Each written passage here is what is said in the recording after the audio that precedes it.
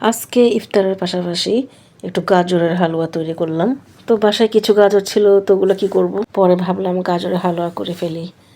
আসসালামু আলাইকুম, কেমন আছেন সবাই? আশা করি কাছে দূরে যে যেখান থেকে আমার ভিডিওটা দেখছেন সবাই ভালো আছেন। তো কেমন আছেন আমার প্রিয় বন্ধুরা, সবাই কমেন্ট বক্সে জানিয়ে যাবেন। তো গাজরের হালুয়া করার জন্য কিন্তু আমি এখানে প্রথমেই অনেকখানি বাটার দিয়ে দিলাম। তো আমার বাসায় কিন্তু ঘি ছিল না, তো ঘিয়ের পরিবর্তে আমি বাটার দিয়ে করেছি। বাটার দিয়ে কিন্তু খুব সুন্দর একটা ফ্লেভার আসছে। আর বাসায় কিন্তু ঘি একদমই থাকে না, কারণ বিরিয়ানি রান্না করলে, পোলাও রান্না করলে আরও অনেক কিছুর মধ্যেই ঘিটা দিতে হয়, সেজন্য আসলে অনেক সময় ঘিটা থাকে না। তো বাটার ছিল, বাটার দিয়ে করলাম। বাটার দিয়ে কিন্তু অনেক ভালো লাগে। তো যে বাটারটা আস্তে আস্তে গলে যাচ্ছে, তা আমি কিন্তু বেশিক্ষণ রাখবো না, কারণ বাটারটা পুড়ে গেলে কিন্তু একদম এটা ফ্লেভারটাই নষ্ট হয়ে যাবে। তো সেই জন্য আমি এখন যে গাজরগুলো দিয়ে দিলাম, বাটারটা গলে যাওয়ার সাথে সাথেই দিয়ে দিলাম। তো এখানে কিছু এলাচি দিয়েছিলাম, দারচিনি দিয়েছিলাম। আমার এলাচিগুলো একদম ছোট ছোট, তো সেই জন্য বোঝা যাচ্ছিল না। তারপর কিন্তু আমি এই যে গাজরগুলো দিয়ে দিলাম। তো আমি কিন্তু গাজরগুলোকে কুচি করে নিয়েছিলাম। গাজরের কালারটা মাশাআল্লাহ অনেক সুন্দর লাগতেছিল। আমি কিছুটা লবণ দিয়ে দিলাম, কারণ যে কোনো মিষ্টি জিনিসে কিন্তু একটু লবণ দিলে ভালো লাগে। লবণটা না দিলে আসলে মিষ্টিটা একদমই বোঝা যায় না, আর খেতে ভালো লাগে না। তো আমি হালকা একটু লবণ দিয়ে দিয়েছি। তো আমি ভালো মতো ভেজে নেব এটাকে। যতক্ষণ পর্যন্ত এটার পানিটা না শুকিয়ে যায় ততক্ষণ পর্যন্ত আমি এটাকে ভেজে নেব। আর ভেজে নিলে কিন্তু এটা খেতে খুবই ভালো লাগবে। তো আমি কিন্তু ভালো মতো ভেজে নিচ্ছিলাম, নেড়েচেড়ে নিচ্ছিলাম, যাতে পুড়ে না যায় আর লেগে না যায়। তো আমার প্রিয় ভাই বোনেরা, আপনারা যে যেখান থেকে ভিডিওটা দেখবেন সবাই একটু লাইক কমেন্ট করে ভিডিওটা শেয়ার করে দিবেন। আর যারা লাইক দিতে ভুলে গেছেন, একটু কষ্ট করে লাইক দিয়ে দিবেন। আর ভিডিওটি স্কিপ না করে, অনুরোধ রইল একটু কষ্ট করে ভিডিওটা ফুল ওয়াচ করার জন্য। সবাই কমেন্টে জানাবেন আপনারা কে কোন জেলা থেকে আমার ভিডিও দেখছেন। তো আমি কিন্তু ভালো মতো ভেজে নিচ্ছি এটাকে।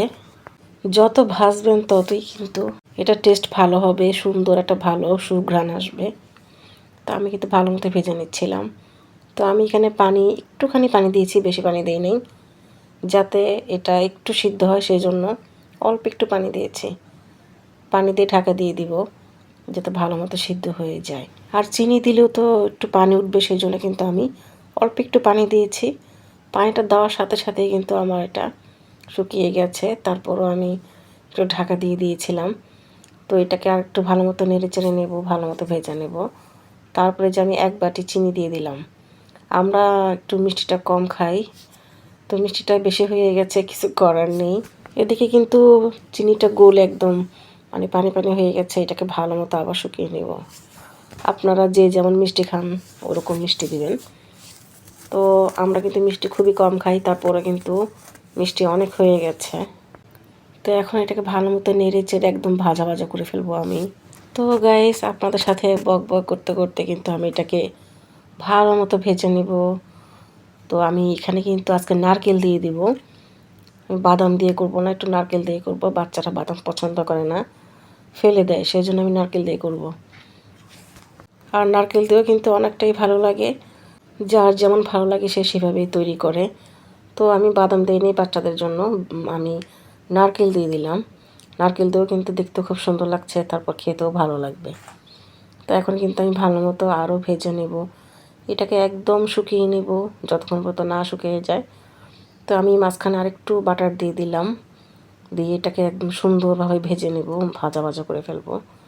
ভাজা ভাজা হলে আসলে খেতে আরও বেশি ভালো লাগবে। আর বাটারের ঘ্রাণে তো এটা এমনিতেই অনেক ভালো লাগবে, আর খেতেও কিন্তু অনেক ভালো হয়েছিল। আমি সবশেষে কিন্তু গরুর দুধ দিয়ে দিব, কারণ আমার বাসায় মাওয়া ছিল না। মাওয়া দিলে কিন্তু আরও বেশি ভালো লাগে। আপনারা মাওয়াটা দেওয়ার চেষ্টা করবেন, মাওয়া না থাকলে আপনারা পাউডার মিল্কটা দেওয়ার চেষ্টা করবেন। মাঝে মধ্যে কথা বলতে বলতে কিন্তু বাংলার মধ্যে ইংলিশও হয়ে যায়, কেউ কিছু মনে করবেন না, বাংলা ইংলিশ মিলিয়েই ভিডিওটা দিচ্ছিলাম। তো আমার পানিটা যখন শুকিয়ে যাবে তখন কিন্তু আমি পাউডার দুধটা দিয়ে দিব। এটাকে আমি আরও ভাজা ভাজা করে নেব। এটা হইতে কিন্তু আমার অনেকটাই টাইম লেগেছিল। আর যেমন কষ্ট তেমনই স্বাদ। যে কোনো জিনিসে বেশি পরিশ্রম করবেন, ওই জিনিসটা কিন্তু খেতে অনেক ভালো লাগে। তো গাজরগুলো অনেক দিন ধরে ফ্রিজে পড়েছিল, তো কি করব চিন্তা করতে করতে তো ফাইনালি ভেবে নিলাম একটু হালুয়া করে ফেলি। হালুয়া করলে খাওয়া হয়ে যাবে সবাই। আর সারাদিন রোজা রাখার পর কিন্তু আপনি এটা খেলে শরীরের জন্য অনেক ভালো। তো এই যে সবশেষে কিন্তু আমি যে পাউডার দুধ দিয়ে দিলাম, এটাকে দিয়ে আমি অল্প একটু মানে চুলায় রেখে নাড়াচাড়া দিয়ে আমি নামিয়ে ফেলবো। আর এই পাউডার দুধটা কিন্তু একটু দানা দানা থাকলেই বেশি ভালো লাগে, যখন কামড় পড়বে কামড়ের সাথে কিন্তু বেশি ভালো লাগে। তো আমি কিন্তু নেড়ে চেড়ে এটাকে নামিয়ে ফেলবো। তো গাইস, আমার গাজরের হালুয়াটা কেমন হলো সবাই কিন্তু কমেন্ট বক্সে জানিয়ে যাবেন। আর টিকটিকি জ্বালায় বাজলাম না, ভয়েস দেওয়ার সময় টিকটিকি টিকটিক করে, কেউ কিছু মনে করবেন না। তো এই যে বক বক পক পক করতে করতে আমার গাজরের হালুয়াটা হয়ে গেছে। তো এই যে কেমন হলো সবাই কিন্তু কমেন্টে জানিয়ে যাবেন। তো গাইস, অনেক তো বক বক করলাম, আজকের মতো ভিডিওটা আমি এখানেই শেষ করব। এ পর্যন্ত সবাই ভালো থাকবেন, সুস্থ থাকবেন, নিরাপদে থাকবেন, আমাদের জন্য দোয়া করবেন। চলে আসবো নতুন কোনো আবার আরেকটা ভিডিও নিয়ে। তো যারা এখনও চ্যানেলটাকে সাবস্ক্রাইব করেন প্লিজ সাবস্ক্রাইব করে সবাই পাশে থাকবেন। সবাইকে আল্লাহ হাফেজ, আসসালামু আলাইকুম।